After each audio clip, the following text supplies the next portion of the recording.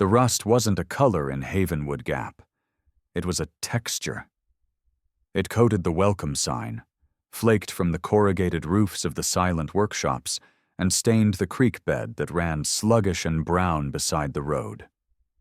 My truck, a relic I'd inherited with the house, coughed and died a quarter-mile from my mother's driveway. The silence that followed wasn't peace. It was heavy, a physical weight in the Appalachian air, thick with the smell of damp earth, coal dust, and something else. Something like old meat left in the sun. Perfect. Just perfect. I hoofed it the rest of the way, duffel bag slung over my shoulder, the cold mountain air biting at my exposed skin. The house looked smaller, swallowed by the kudzu that climbed its walls like green skeletal fingers. It was here I'd grown up. It was here my brother Danny had died. It was the place I'd sworn I'd never see again. But a mother's death has a way of revoking old vows. Sheriff Brody's cruiser was parked in the drive, its own layer of rust a perfect camouflage. Brody was leaning against the fender, a man carved from oak and disappointment. He was maybe 50, with the kind of permanent squint you get from looking for trouble that's always there. He'd been sheriff when I was a kid. He'd probably die sheriff. "Jake," he said. It wasn't a question. His eyes did a quick professional sweep. Head to toe, assessing. "Sorry about your mother." "Thanks for coming by, Sheriff." "Just Brody is fine," he said, pushing off the car. He handed me a ring of old keys. "Figured I'd save you the trouble of breaking in. Place has been locked up tight since she passed." He paused, and his gaze sharpened. "Things are mostly the same here, Jake. But some things you might not remember. The town has its ways. You'd do well to remember them." His tone was too casual, but the words had a weight that didn't match. It felt less like friendly advice and more like a field briefing. "I'm just here to clean out the house and leave, Brody." "Sure you are." He nodded slowly, his eyes holding mine a second too long. "Just the same. There are rules. Always have been, but we take them more seriously now. 5 of them. You follow them, you'll be fine." He didn't elaborate. He just gave a final, grim nod, climbed into his cruiser, and drove away, leaving a cloud of blue exhaust that hung in the still air like a ghost. Inside, the house was cold as a tomb. A fine layer of dust covered everything. In the kitchen, next to the sink, was a laminated card, the edges yellowed and worn. It looked like a fire exit plan or a list of emergency numbers. It wasn't. It was a list, typed in a simple, blocky font. Havenwood Gap Community Protocols. I picked it up. My first instinct was to laugh. This felt like some small-town busybody's idea of community watch. Then I read the first 2 rules. When the town siren sounds at dusk, you have 5 minutes to get indoors and lock your doors. Do not open them for any reason until the all-clear siren at dawn. If you see someone you know on the street, look at their shadow. If it is missing or distorted, do not acknowledge them. Do not speak. Go inside immediately. The sardonic laugh died in my throat. This was something else. This was methodical. The bottom of the card was frayed, but I could make out 3 more lines, smudged and almost illegible, as if someone had tried to erase them. I could only decipher fragments. Rule 3 started with, "If you hear a voice." Rule 4 was about salt and iron, and Rule 5 was a stark, chilling imperative. Never help. I tossed the card on the counter. Jet lag. Grief. The oppressive gloom of a town that progress had forgotten. That's all this was. I had work to do. I went to my old room first. It was exactly as I'd left it 15 years ago, a teenage mausoleum. On the nightstand sat a framed picture of me and Danny, grinning, taken a week before he fell from the old trestle bridge. My fault. My responsibility. The wound I'd carried across a dozen countries and a failed marriage. I picked it up, my thumb tracing the ghost of his smile. Tucked behind the frame was his old pocket knife, the one I'd given him for his 10th birthday. I slipped it into my pocket. A physical anchor in a place that felt like it was trying to drown me. By the window, sitting on the sill, was a small sealed mason jar filled with a coarse gray mixture. Salt, it looked like, with dark flecks mixed in. Iron filings. Salt and iron. I shook my head, setting the jar aside. Old Appalachian superstitions. Mom had always been prone to them. I spent the day sorting through a life packed into boxes and drawers. Each item was a memory, each memory a small, sharp cut. As the sun began to dip below the ridgeline, painting the sky in bruised shades of purple and orange, a sound echoed through the valley. A low, mournful wail, an old air raid siren. It rose in pitch, a sound of pure, unadulterated warning. Rule 1. 5 minutes to get indoors. My heart hammered against my ribs. This is stupid, I told myself. It's a curfew, nothing more. But I found myself walking through the house, checking the locks on the doors, pulling the curtains shut. The siren died, and a silence even heavier than before fell over Havenwood Gap. The world outside my windows went unnaturally still. The chirping of crickets, the rustle of leaves, all of it gone. I sat in the kitchen, the silence pressing in. That's when I heard it. A whisper? Jake? It was faint, coming from the living room. My blood went cold. I knew that voice. I knew it better than my own. It was Danny. Jake, I'm scared. It's so dark in here. I stood up, my chair scraping against the linoleum. My rational mind, the part of me that had seen real horror in war zones, screamed that it was impossible. Auditory hallucination. Stress. Grief. Why'd you let me fall, Jake? I walked to the living room doorway. The room was empty, steeped in shadows. The voice was coming from the corner, from the deep darkness where the old armchair sat. I didn't, I whispered, my voice raw. I tried to grab you. You weren't fast enough, the voice whispered back, full of a child's simple, devastating certainty. It hurts, Jake. It still hurts. Something clicked in my head. A fragment from the smudged rule card. Rule 3. If you hear a voice you recognize from the past whispering your name from an empty room, answer it with a lie about your life, never the truth. It was insane, a folk remedy for grief-induced madness. But the cold dread coiling in my gut was real. The presence in that corner felt real. I had 2 choices. Engage with the ghost of my guilt, or play along with a dead woman's superstitious games. I swallowed hard, forcing the words out. I'm married now, Danny, I lied, the words tasting like ash. Got a kid on the way, a little boy. We're going to name him after you. Silence. The oppressive weight in the corner of the room seemed to lessen.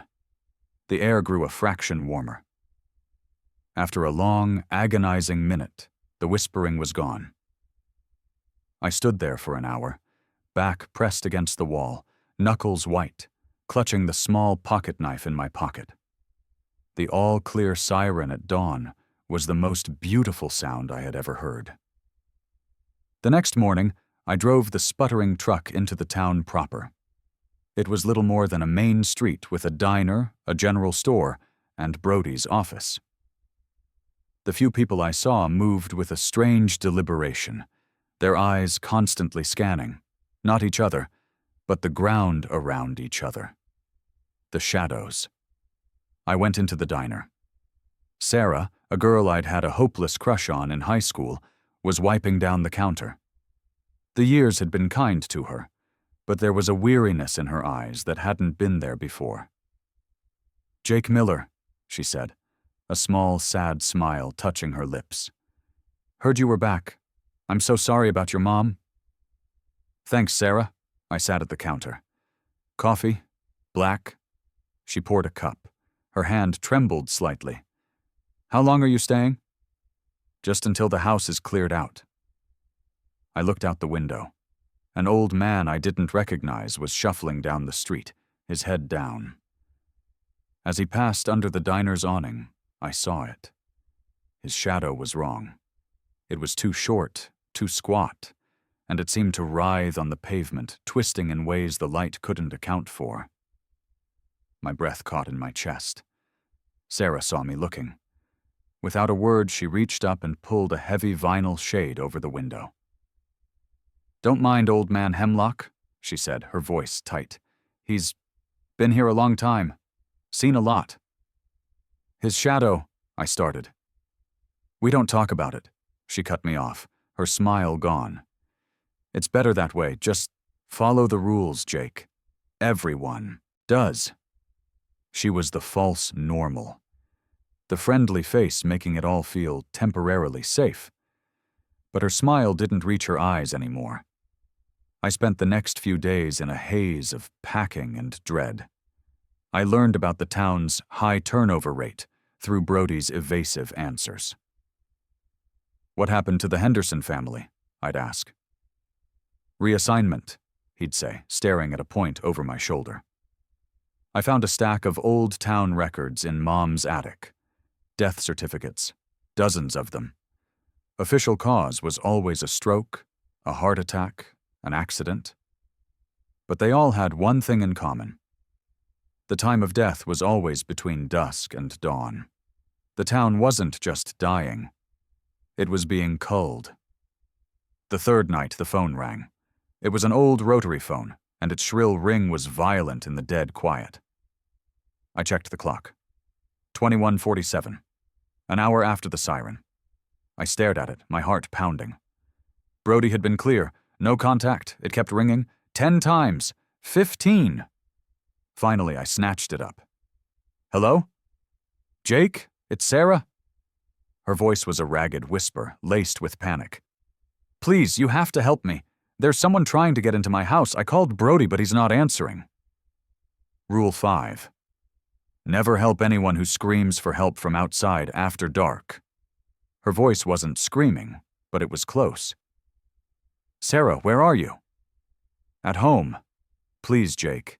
He's at the back door. He's saying things about Danny, things only you would know. My blood turned to ice. Stay on the phone. I'm coming. I broke the rules. I grabbed the heaviest tire iron from the truck and ran the half-mile to her house, my breath tearing at my lungs. The street was empty, silent, lit by a sickly yellow moon. Her front door was ajar. Sarah? I called out, stepping inside.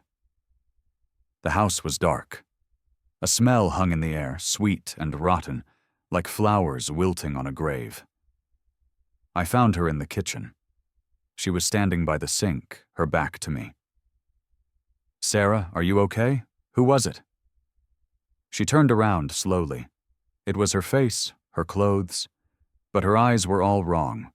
The pupils were dilated to black pools, and they held a flat, ancient emptiness. And her smile was too wide, filled with too many teeth.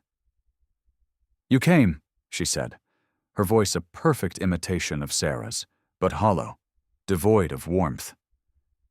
You didn't follow the rules. It lunged. It was impossibly fast. It wasn't Sarah anymore. It moved with a jerky, broken puppet gait, its limbs bending at unnatural angles. I swung the tire iron, a desperate, clumsy arc. It connected with its head with a sickening crunch.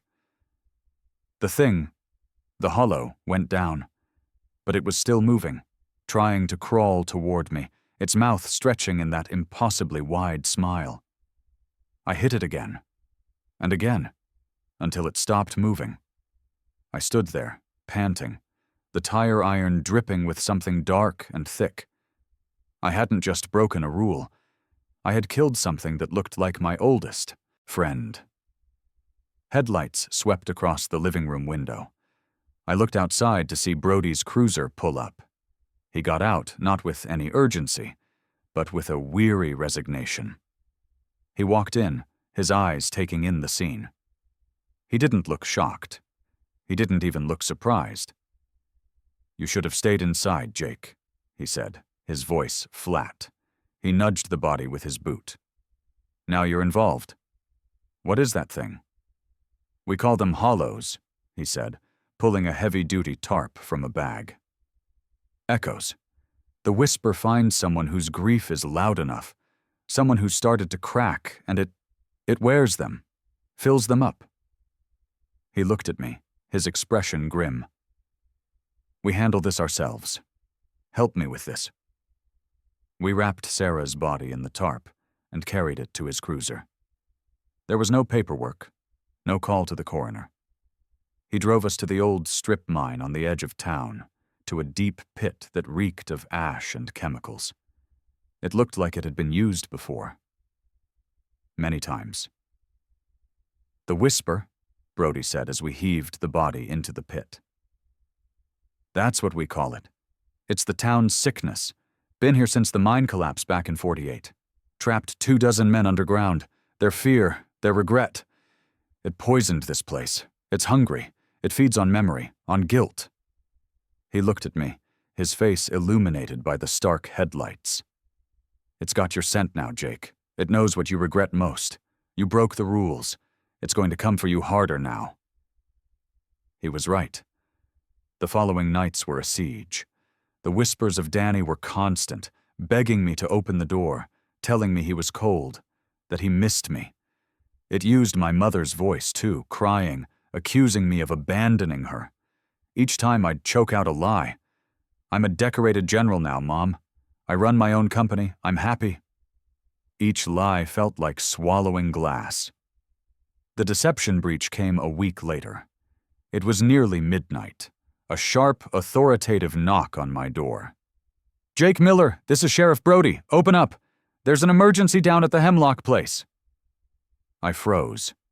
It sounded exactly like Brody, but it was after the siren. I crept to the peephole.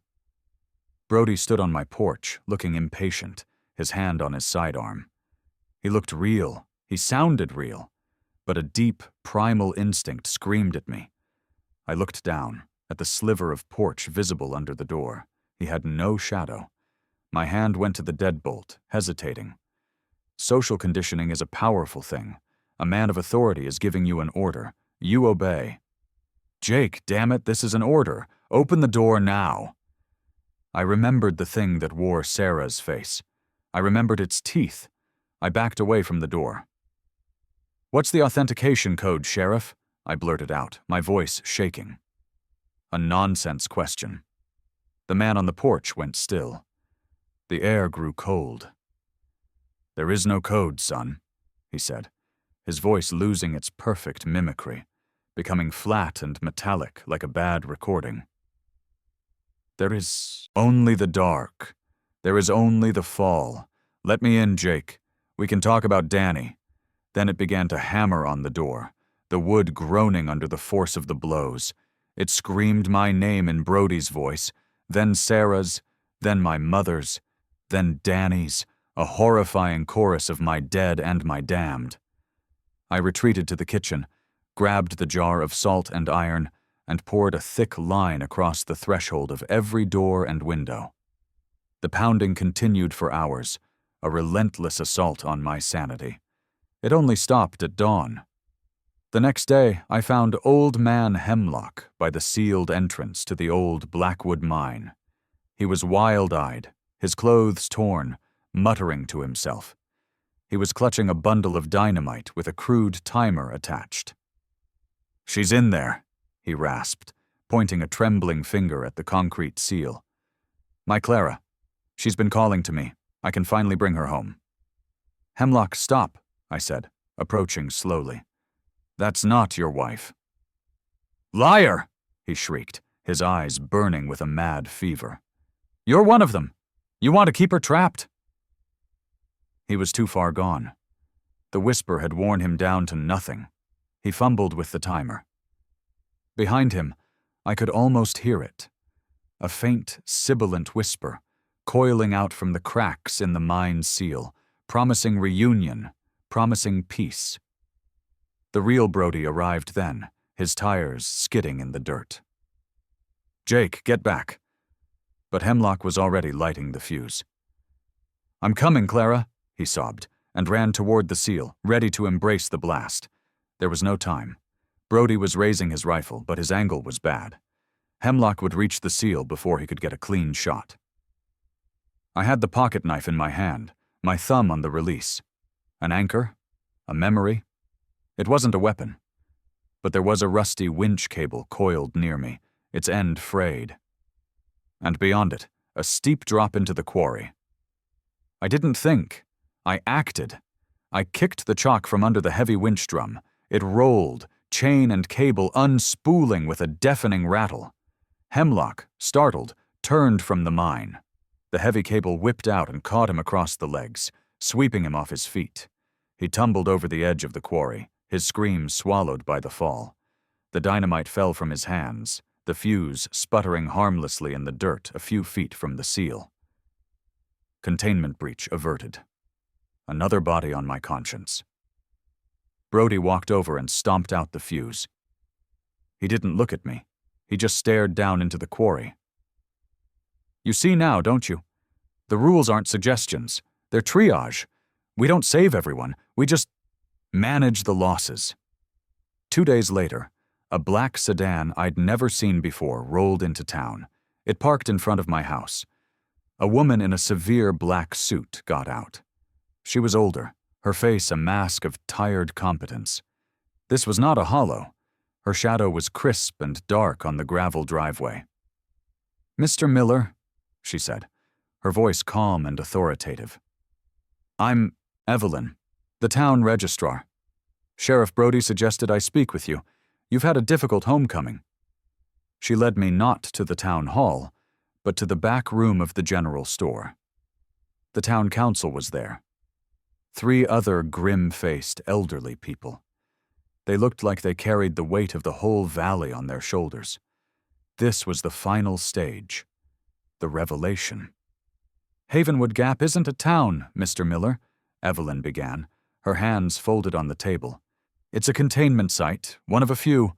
When Blackwood Mine collapsed in 1948, the company that owned it, a subsidiary of a government research group, was experimenting with geological resonance. They didn't find coal. They found something else.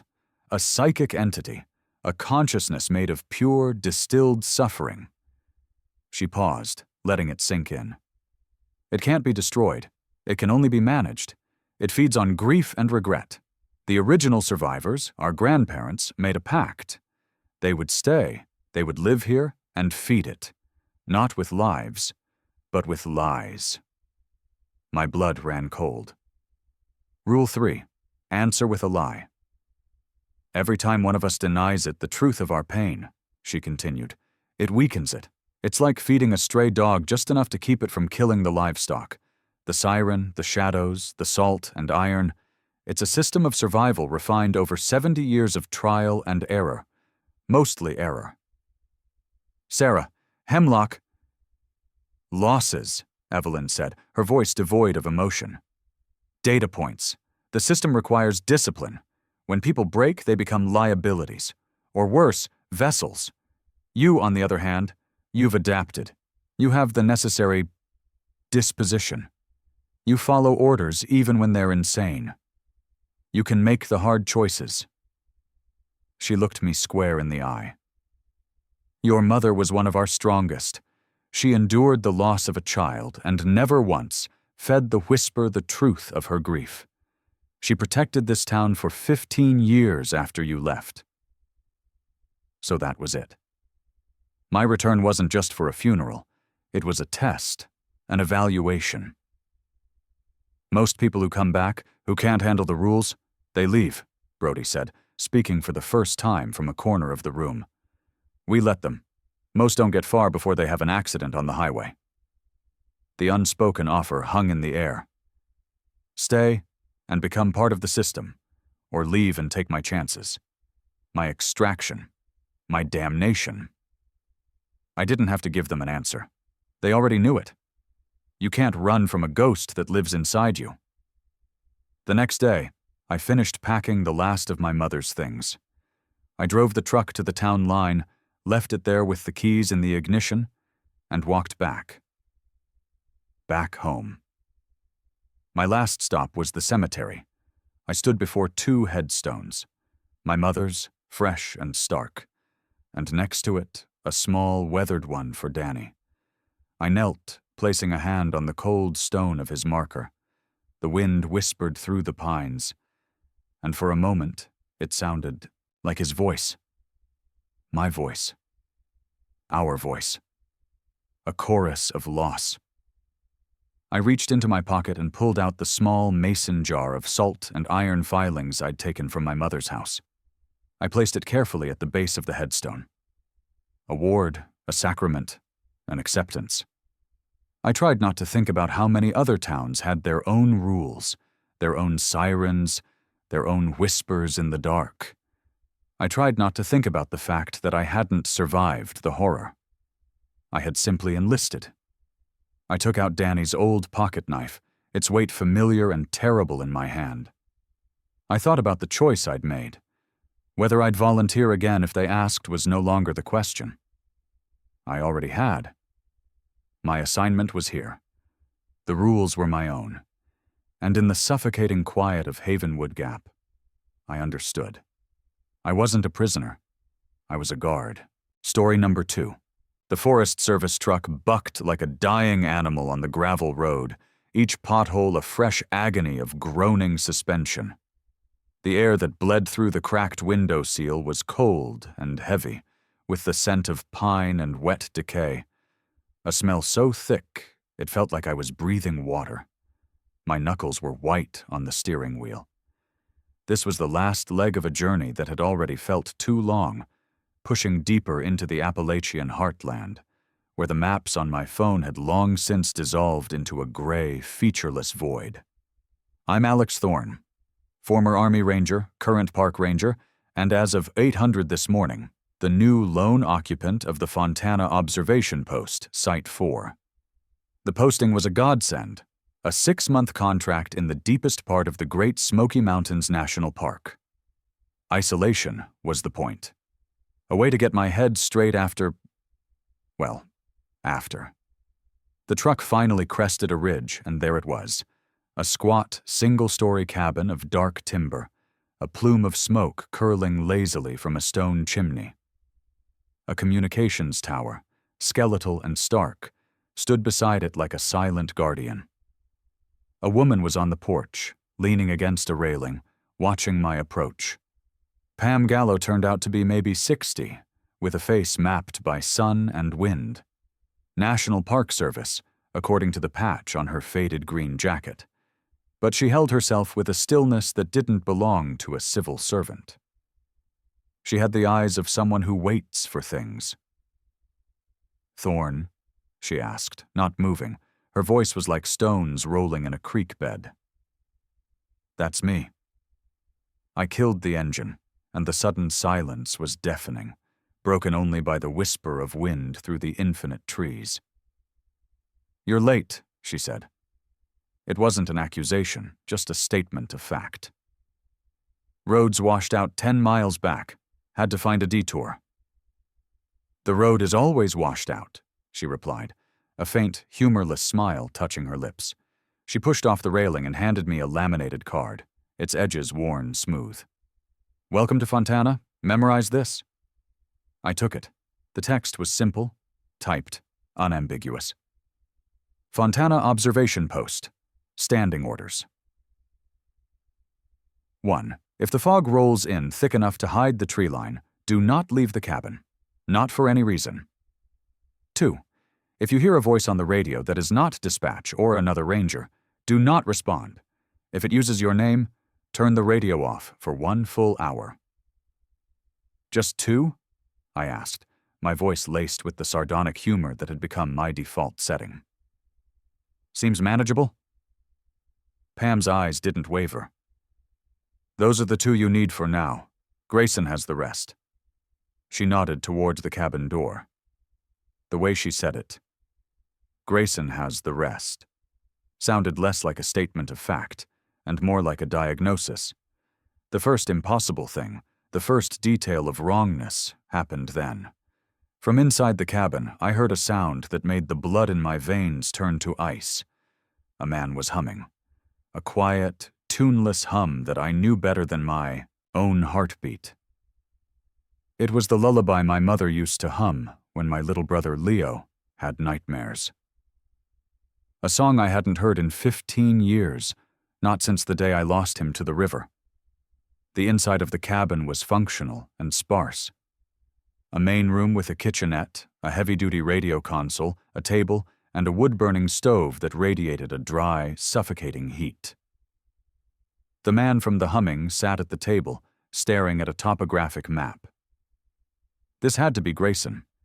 He was ancient, skin like tanned leather stretched thin over a skull, and his hands, resting on the map, trembled with a constant, fine tremor.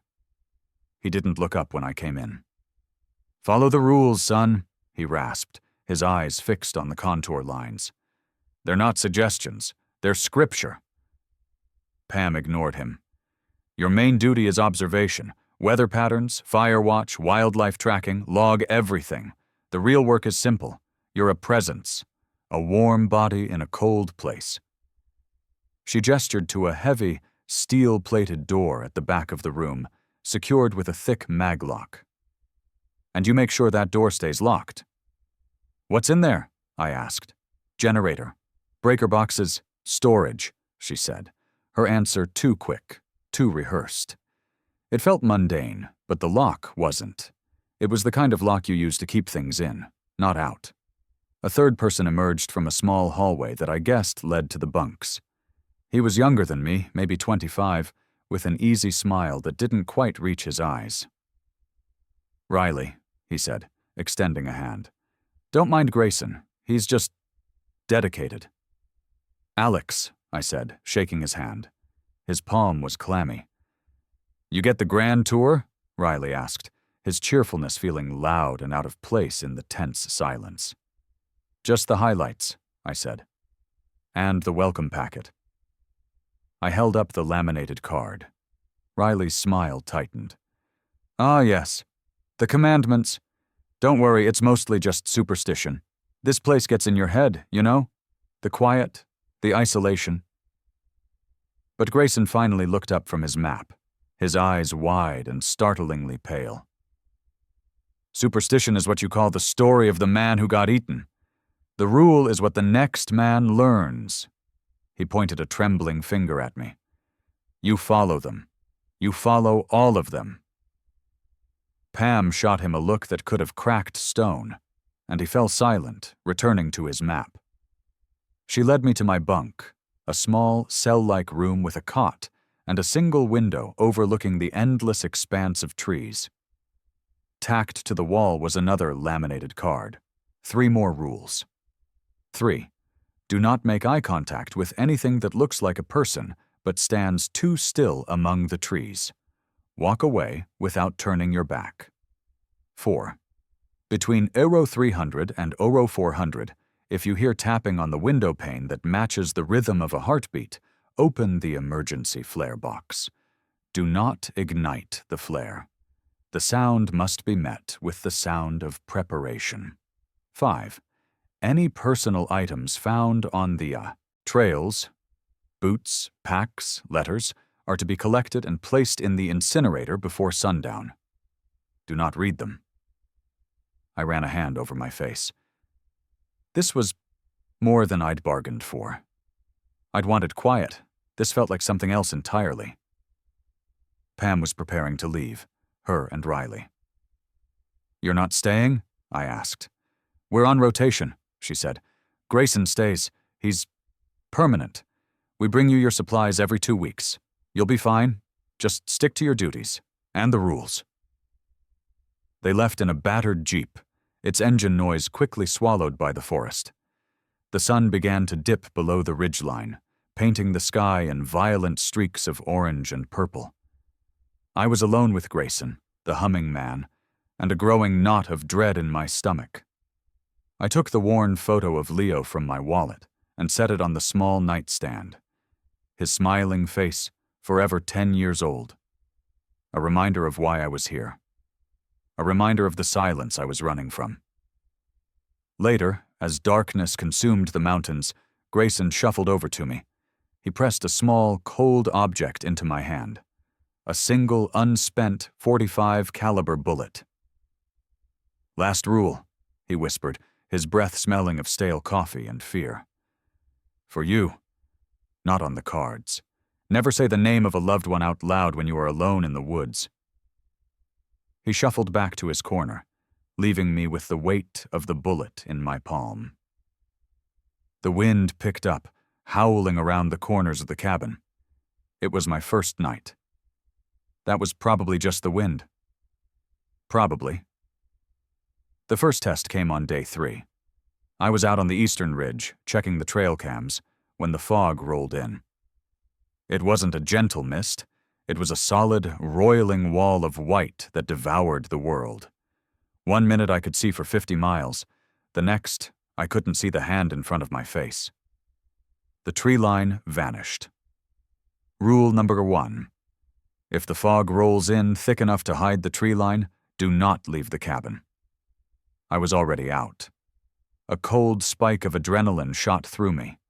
I checked my compass and started back, moving slow, my hand gripping the Glock on my hip. The woods were different in the fog. The silence was heavier, the familiar shapes of trees twisted into monstrous forms.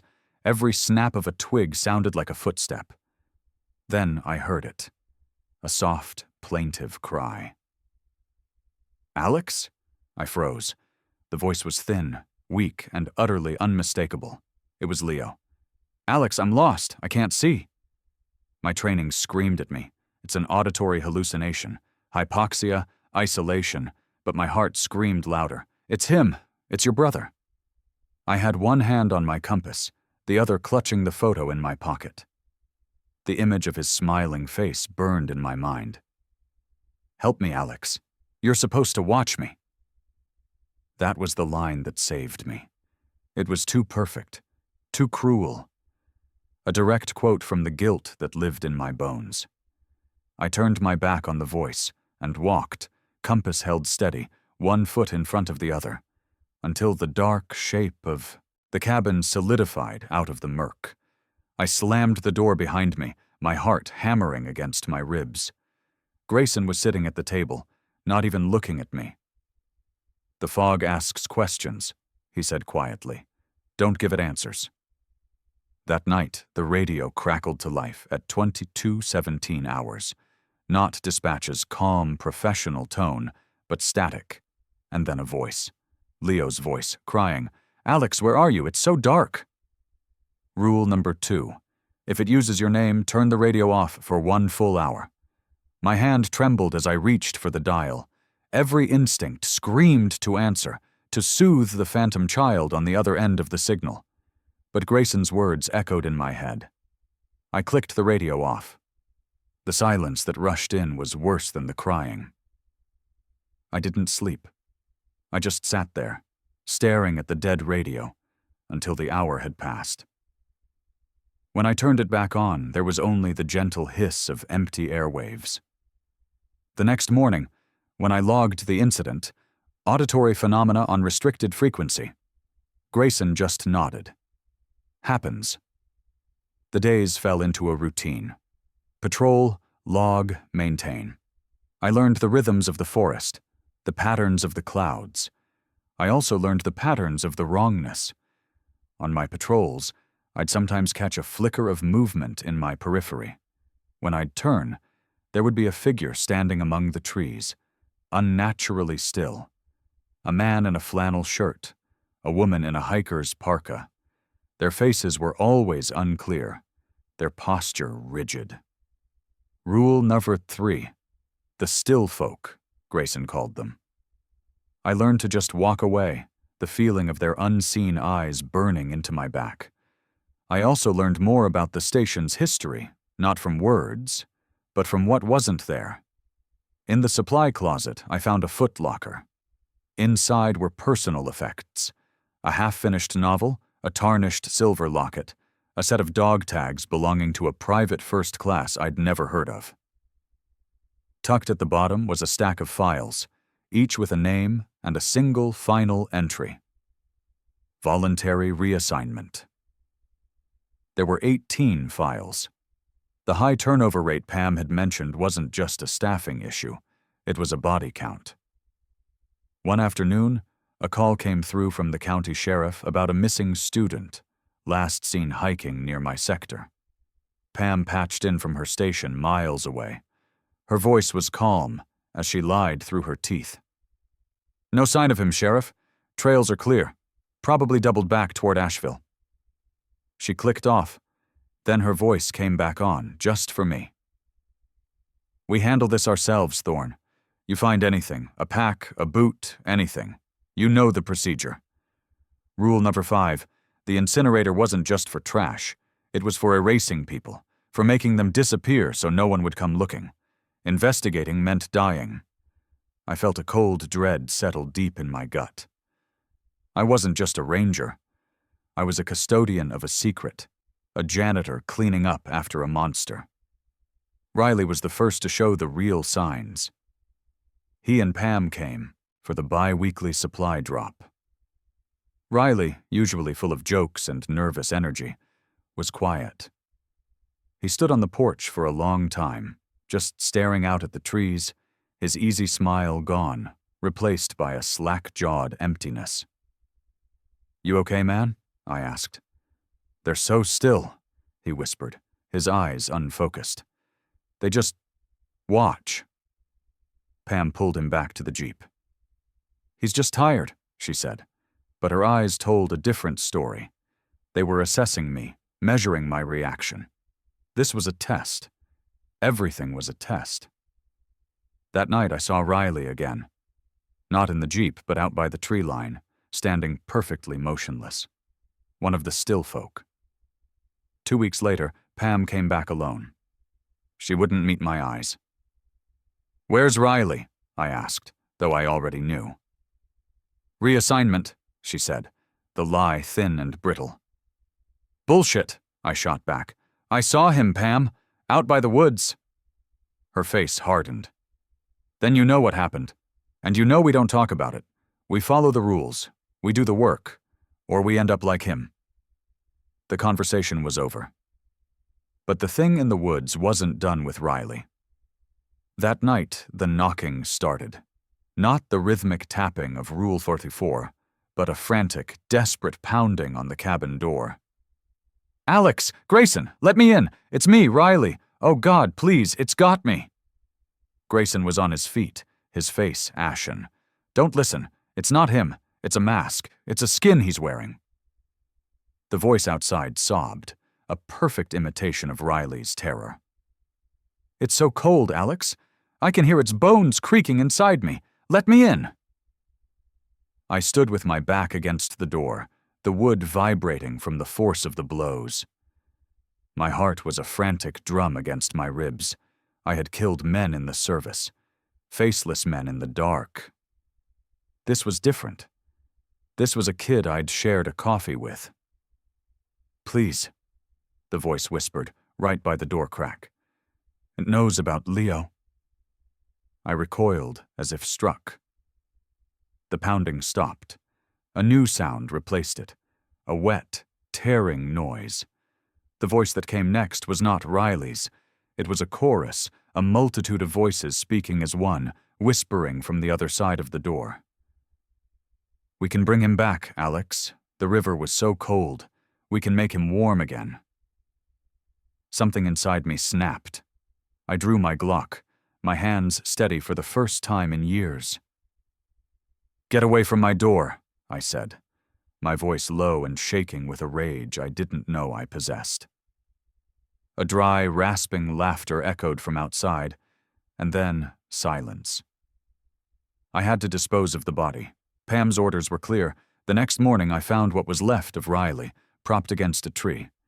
It looked like him, but the eyes were hollow, empty sockets, and the skin was a pale, waxy gray, like a mannequin. The transformation was incomplete. I did what I had to do. I carried the light, wrong-feeling body to the incinerator. I didn't let myself think about it. I just followed the rules. I was becoming part of the system. The weeks that followed were a descent. Grayson was deteriorating fast. He'd spend hours tracing the map with his finger, whispering names I didn't recognize. He'd stopped eating. His hands shook so violently he could barely hold a cup. He was coming untethered, and I was terrified I was next. The deception breach came on a Tuesday. The radio crackled to life at 1400 hours. A crisp, authoritative voice. "Fontana Station. This is Sector Command. Authentication code Delta 99 Charlie 7. We're tracking a severe weather anomaly heading your way. Evacuation is mandatory. Acknowledge." The code was correct. It was one Pam had given me for emergencies. But something was wrong. The voice was too perfect, too clear. No static, no human hesitation. It was like listening to a machine. "Fontana Station, I repeat, evacuate immediately. That is a direct order. Leave the post and head for the Southern Access Road." The Southern Access Road was a washed-out death trap, and leaving the post during a weather event violated the spirit, if not the letter, of Rule Thumper 1. "That's not command," Grayson whispered, his eyes wide with terror. "It's trying to get us out. It wants us in the woods." I keyed the mic. "Sector Command, request verification. What is the current operational status of Site 7? There was a half-second of silence. A human would have answered instantly. The voice came back, just as crisp. "Site 7 is non-operational. Now comply with your orders, Ranger." Site 7 was a myth, a ghost designation Pam had told me they used to trap mimics. It didn't exist. My blood ran cold. "Negative, Command. Fontana is holding position." The voice on the other end dropped its polished tone. It became a low, guttural hiss that seemed to scrape at the inside of my skull. "We will peel the skin from your bones, Alex Thorne." I shut the radio off. The imposter was learning. It was using official protocols against me. Grayson was rocking back and forth in his chair, muttering. "Follow the rules. Follow the rules. It's the only way. The only way." He was almost gone.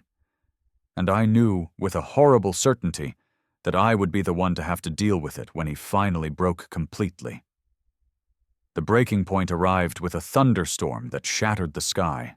Rain hammered the cabin roof like machine gun fire, and the wind shrieked like a banshee. At 03:30, the tapping began. Tap, tap, tap, tap, tap, tap, a heartbeat. On my window pane, Rule Number 404. My hands were slick with sweat as I went to the wall locker and unlatched the emergency flare box. The click of the metal latch was unnaturally loud in the storm-filled cabin. I opened it. The tapping stopped. The rule had worked. But the night was far from over. Grayson was standing by the main door, his hand on the bolt. His face was a mask of ecstatic horror. "They're singing," he breathed. "They're calling me home. They say they have my wife." "Grayson, step away from the door," I ordered, my voice tight. "You don't understand," he said, turning to me with tears streaming down his face. "I just have to let them in. She's so cold. I have to make her warm." He was trying to open the door. He was trying to break containment. As he fumbled with the lock, I saw my own reflection in the rain-slicked window. But it wasn't my reflection. It was me, but my eyes were black, empty pits, and my mouth was stretched into a silent scream. Rule Number 7. If you see your own reflection in a puddle or stream where there should be none, fire one round into the water and return to the cabin immediately. Report a code Umbra to dispatch. There was no water, just the glass, but the meaning was the same. The breach was total. It was inside with us. I tackled Grayson, throwing him back from the door. He was surprisingly strong, fueled by madness. He clawed at my face, screaming about his wife, about the cold. We crashed to the floor. Outside, the storm raged. Inside, it was two men fighting for a single soul in a world that had gone insane. His hand scrabbled for my sidearm. I had no choice. My hands closed around his throat. He struggled, his eyes pleading. And then they went blank. The fight left him. I held on for a second longer, the only sounds my own ragged breathing and the storm. Then I let go. I scrambled to my feet, my body shaking. Grayson lay still on the floor. I stumbled to the radio, my hand grabbing the mic. "Dispatch, this is Fontana. Code Umbra. I repeat, Code Umbra." The response was immediate. Pam's voice, sharp and awake. "Acknowledged, Fontana. Stand by. Extraction is en route." The storm died as quickly as it had begun. In the eerie silence that followed, I waited. I didn't touch Grayson's body. I just sat at the table, staring at the steel-plated door, my Glock in my hand, my mind a hollowed-out cavern of shock and adrenaline. I had survived, but I had become the thing I was most afraid of, a man who leaves bodies behind in the quiet places of the world. The helicopter descended out of the dawn sky like a Valkyrie, its rotors beating the mist into submission. It didn't land. A team of 4 men in sterile black tactical gear rappelled down, moving with terrifying efficiency. They weren't park service. They were military.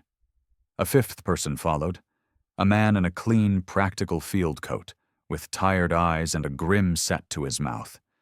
He walked into the cabin without a word, his gaze sweeping over me, then to Grayson's body on the floor. He held up a small device that hummed faintly. "Subject is contained," he said to no one in particular. He looked at me.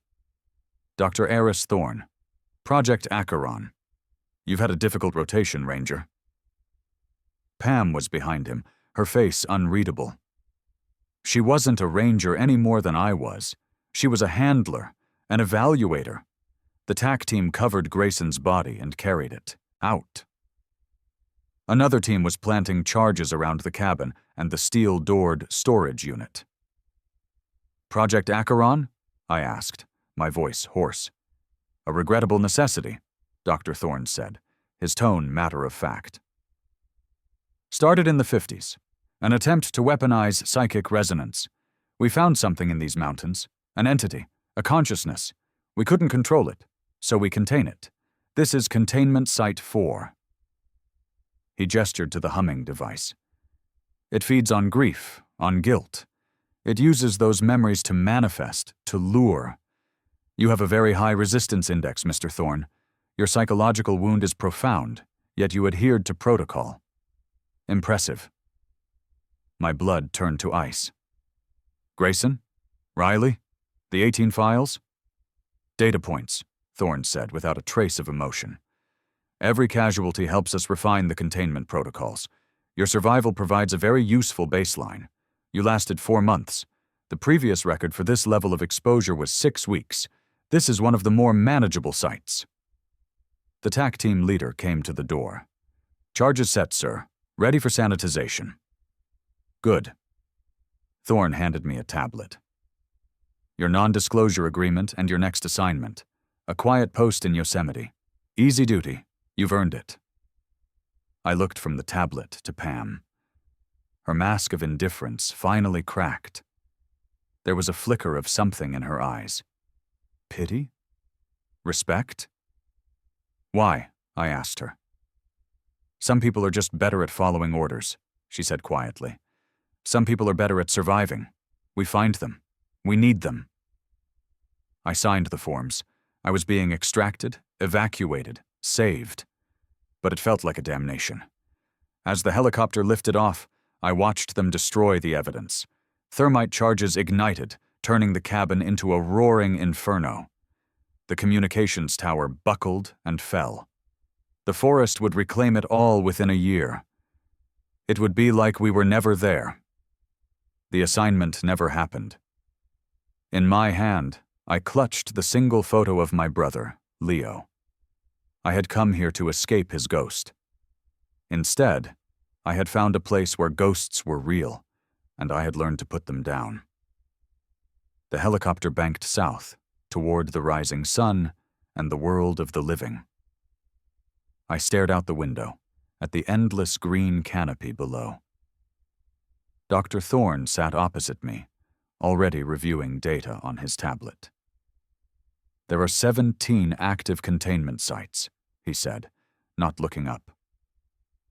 The question hung in the air between us, unspoken but deafening. He wasn't asking if I wanted another assignment like Fontana. He was telling me that eventually they would need me for one. And as I stared at my own haunted reflection in the plexiglass window, I realized, with a soul-crushing certainty, that I wouldn't say no.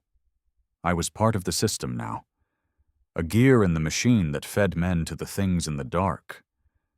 And I tried not to think about how many other quiet places in the world needed a man who could follow the rules,